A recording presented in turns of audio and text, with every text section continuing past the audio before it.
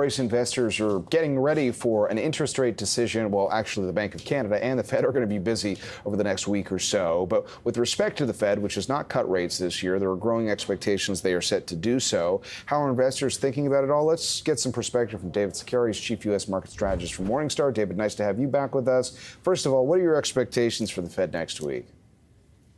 So we're looking for a 25 basis point cut next week, and then another 25 basis point cut again at the December meeting. And we're looking for a total of 100 basis point cuts in 2026, with those being front loaded towards, the front of the year. Now, I know there's been a lot of talk about, whether or not the Fed needs to do actually a 50 basis point cut here in the short term. My opinion, I don't think that that's going to happen. I don't think they're going to try and do any kind of makeup cuts here. Now, having said that, when they did the 50 basis point cut, in September last year, the economy back then was actually running at a stronger rate than it is now. Inflation back then was, depending on how you measure it, at or higher than where it is now. Payroll growth, was better than it is now. Unemployment was at the same rate. The stock market was at or the same level, as far as, being towards all-time highs. So, it's one of those things, if they decided to cut 50 basis points back then last year, there's no reason why they couldn't cut 50 now, but I just don't think that's going to happen. I think the focus really will be, as always, what does Federal Reserve Powell have to say in his press conference? What's going to be his focus? Is he going to be more focused on employment versus inflation? And is whether or not he's going to intimate to the markets any further cuts and the pace of those cuts. And in terms of where the market is on all of this, sometimes equity investors might front run the news. So where are we right now? Because obviously we've seen record highs for stocks. Yeah.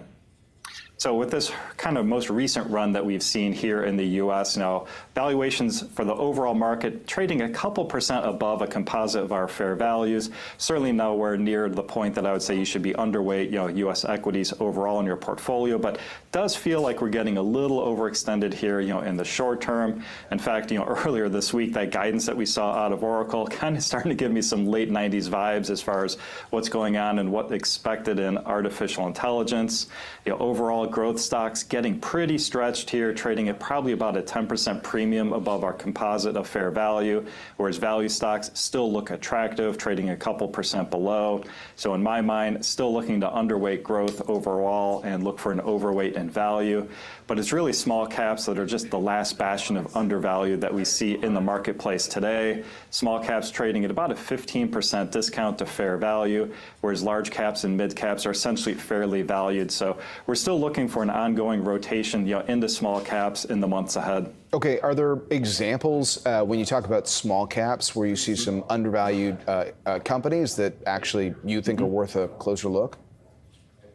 We do. There's a handful that are very undervalued. The first one I'd mention would be Campbell's. It's a 5-star rated stock, which is our indication of being significantly undervalued. Trades at a 45% discount to our fair value, has a 4.6% dividend yield. Overall, we think the market's just over-extrapolating kind of some disappointing results last quarter too far into the future. We think the company's doing all the right things that it needs to be doing. We don't see any inordinate impact to them from tariffs. So overall, I think when I look at our analyst models, we have some pretty modest projections going forward. Stock only trades at 13 times our 2025 earnings.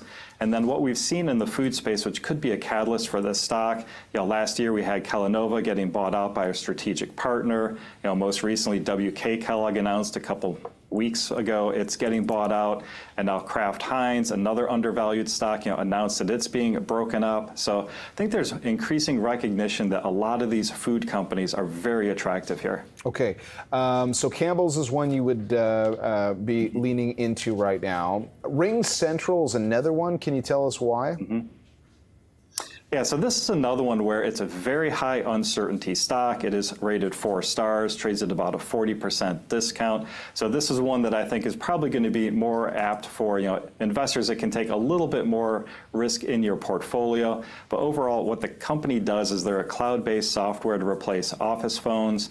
Our team sees a very large total addressable market here. I think over 400 million office phones out there still yet to be replaced, and only a small percentage of those have been replaced marketplace, thus far.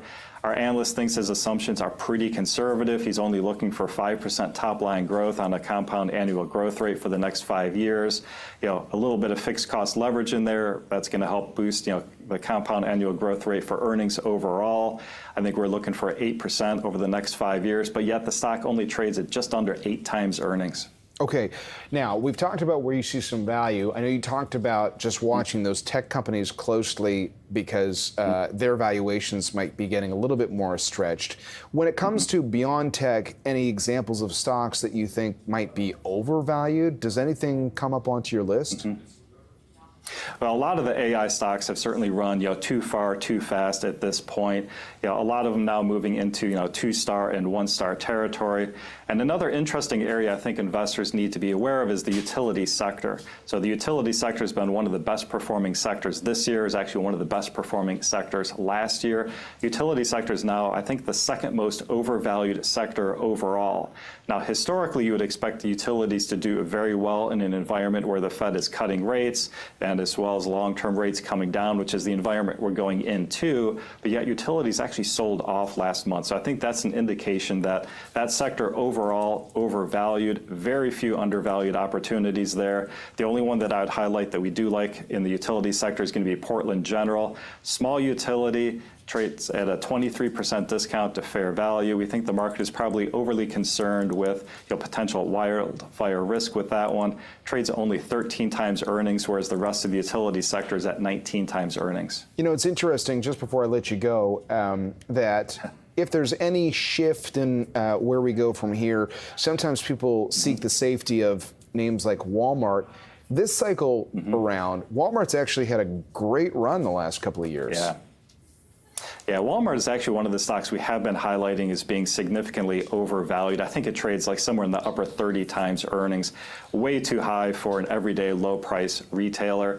Essentially, the story there is that with inflation being as high as it was the past couple of years in the United States, a lot of people have been trading down from the traditional retailers to traditional supermarkets to Walmart. So they've seen a big increase in foot traffic, which has helped their same-store sales numbers and their operating margins in the short term. But I think the market's over-extrapolating too much short-term growth too far into the future. Overall, when wages catch up to where inflation has been, we'd expect a lot of those same shoppers to go back towards more normal shopping patterns, which of course we then see them coming out of Walmart back to those traditional retailers and a big earnings slowdown in the future. David, appreciate the perspective. Thanks for joining us. David Sekera of Morningstar on some of the outlooks for stocks and the markets.